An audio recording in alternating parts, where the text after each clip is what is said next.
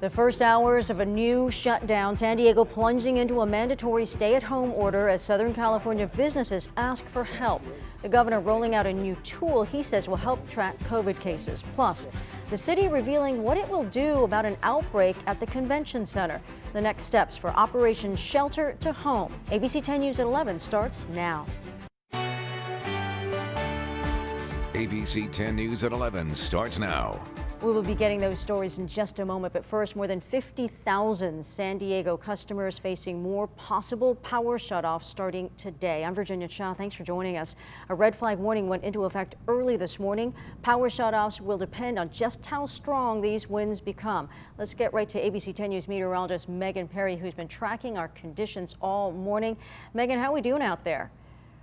Well, it's getting a lot windier than it was this morning. When that red flag warning went into effect at 4 a.m., it was a little breezy. Now it definitely is getting gustier. In fact, right now at Hellhole Canyon, we're gusting up to 55 miles per hour. It's happening right now. I couldn't even update this fast enough to get that report in there. So from 54 up to 55 miles per hour, that's just an update within the last 10 minutes or so. Sill Hill at 42 miles per hour and Big Black Mountain at 41. All of those areas are the places we could see isolated gusts reaching up to 70 miles per hour.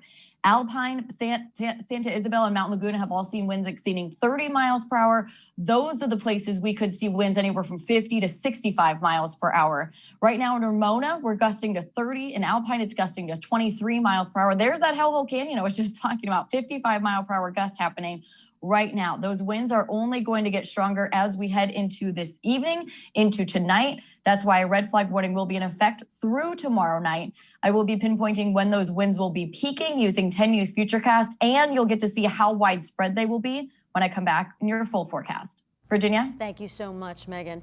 Now to Governor Newsom, who is wrapping up a COVID update briefing right now. He addressed the new stay-at-home order that went into effect early today for millions of people in California. ABC 10 News reporter Vanessa Paz explains the state's top priority and the new technology that can alert those who have been exposed to the virus immediately. Vanessa. Yeah, Virginia, as Southern California embarks on day one of the state's new stay-at-home order. Just moments ago, Governor Gavin Newsom wrapping up an address to the millions of people who are affected. It's about ICUs, and that's been our primary focus. And that's why we highlighted ICUs last week. We highlighted them the week before, and they were certainly highlighted in the last 24 hours where a number of new requirements went into effect in 2 regions in this state, and then the voluntary requirements that were put into place in a 3rd region. The new order, on top of other restrictions, forces businesses like salons, barbershops, and personal care services to close if their region has less than 15% capacity in their ICUs. And it comes at a bad time for businesses right before the holidays, but Governor Newsom saying today it comes at an even worse and more dire time for hospitals.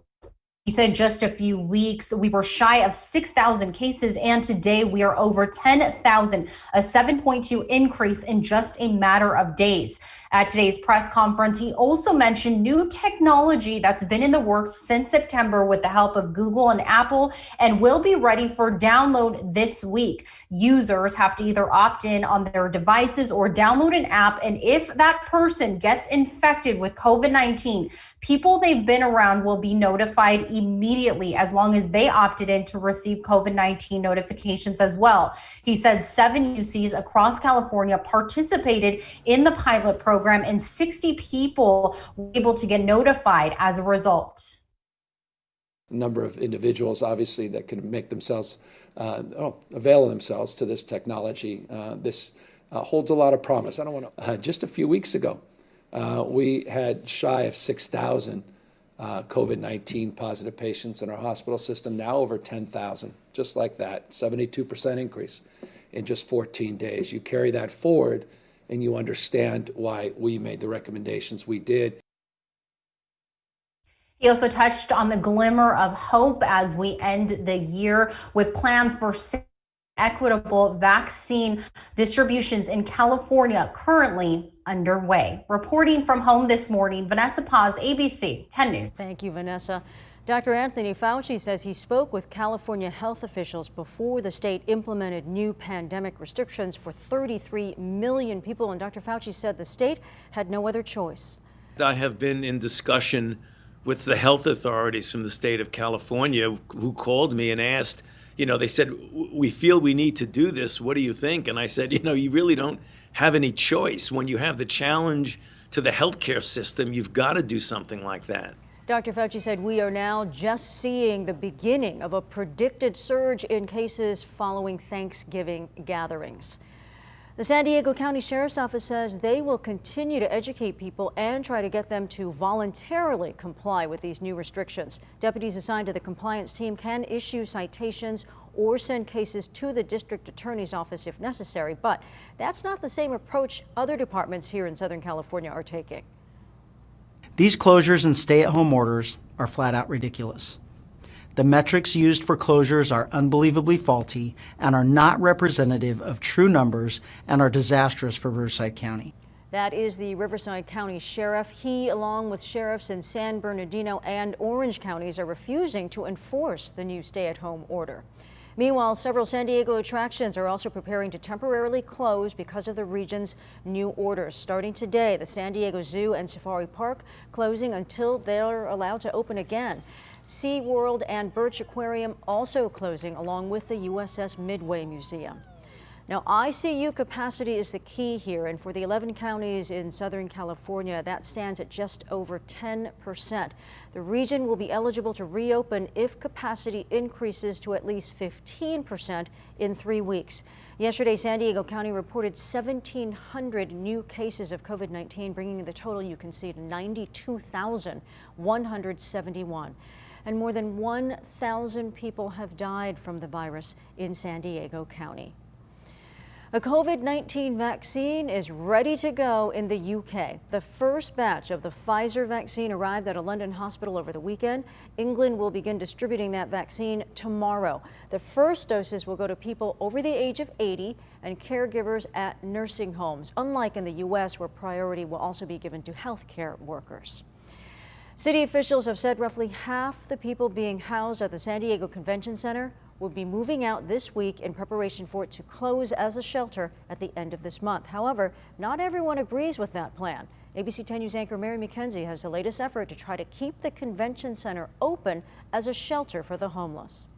Previously, what might take months for a client to achieve can be achieved in just a few days at the convention center. The Mustard Seed Project is a grassroots student-led organization connecting unsheltered individuals with services. They've launched a campaign to keep the shelter-to-home operation at the convention center going beyond the deadline of December 31st. Today, organizers referenced a petition that has nearly 2,500 signatures to keep the shelter open until the county is in the yellow tier for 5 weeks.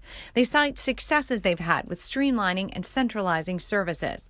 The city said more than 1,100 people have found long-term or permanent housing through the program, but there was a reported outbreak over the weekend with more than 50 cases there.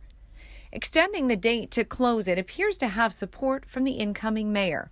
Todd Gloria tweeted last week saying that he has directed staff to develop funding options to continue operations. The expense of keeping the shelter running is perhaps the biggest objection. At more than $5.5 million per month, Gloria has yet to say more about how the city might pay for another extension.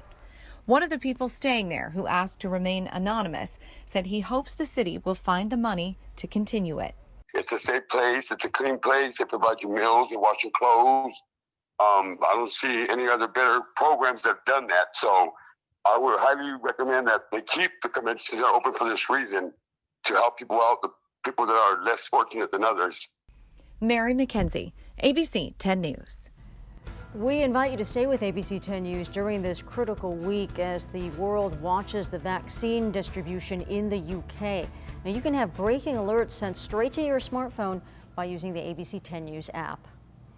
The investigation continues into a double shooting in Linda Vista that police are now calling a murder and attempted suicide. Police say a mother and son were involved. The mother has died. Police received a 911 call from family members on Crandall Drive. When officers arrived, they found a man in his 20s and his mother, also in her 40s, 46, both suffering from gunshot wounds to the head. They were rushed to Sharp Memorial Hospital. Police say the son shot his mother and then attempted to kill himself. They are still looking for a motive. The investigation is continuing.